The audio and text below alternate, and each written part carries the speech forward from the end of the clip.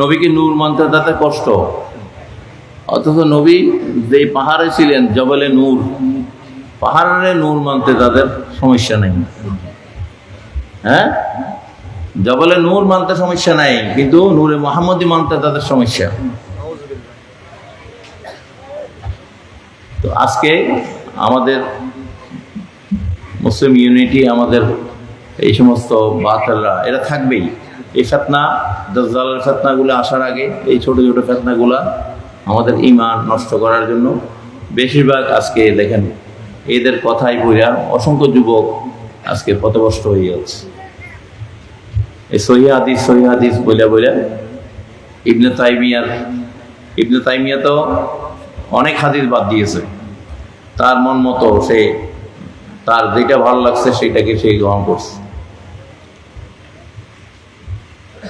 আজকে এই মদিনা শরীফকে লাঞ্ছিত করার জন্য আমরা দেখেছি এই ওয়াহাবিবাদের প্রতিষ্ঠাতা আব্দুল ওয়াহাব নজদি মদিনাতুল মুনাওয়ারাতে গিয়ে তার লাঠি দিয়ে আল্লাহ রসুলের রওজা পাকের মিম্বরের মধ্যে এই লাঠি ধরে বলছে, তোমরা এই ঘরের মধ্যে শুয়ে আছে, তোমরা ওনাকে অনেক ক্ষমতাবান মনে করো, ওই লোকের চেয়ে আমার লাঠির ক্ষমতা অনেক বেশি। নাউযুবিল্লাহ। এই ধরনের স্পর্ধা তারা প্রকাশ করেছিল। এই ওয়াহাবিবাদ আজকে যেটা নতুন সংস্করণ, সেটা হচ্ছে সালাফিবাদ বা আহলে হাদিস। ওয়াহাবি এটা সবাই যখন বুঝে গেছে, ওয়াহাবি বললে আমরা একে বুঝি, এর আকীদাকেই বুঝি।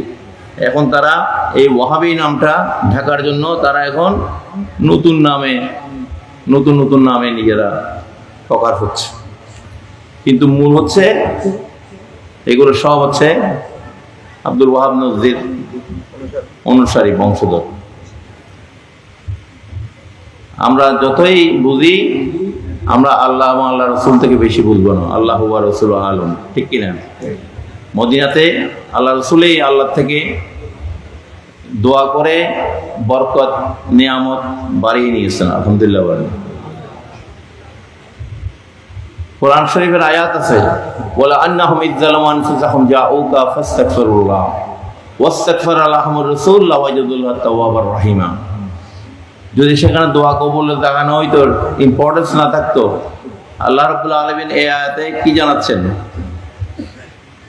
তোমরা যদি কঠিন গুনায় লিপ্ত হয়ে যাও, আত্মার চরম জুলুম করো, যে কোনো কালে যে কোনো শতাব্দীতে, তোমরা আমার নবীর কাছে মদিনাতে যাও। সুবহানাল্লাহ। কোথায় যাও? মদিনার দিকে যাও।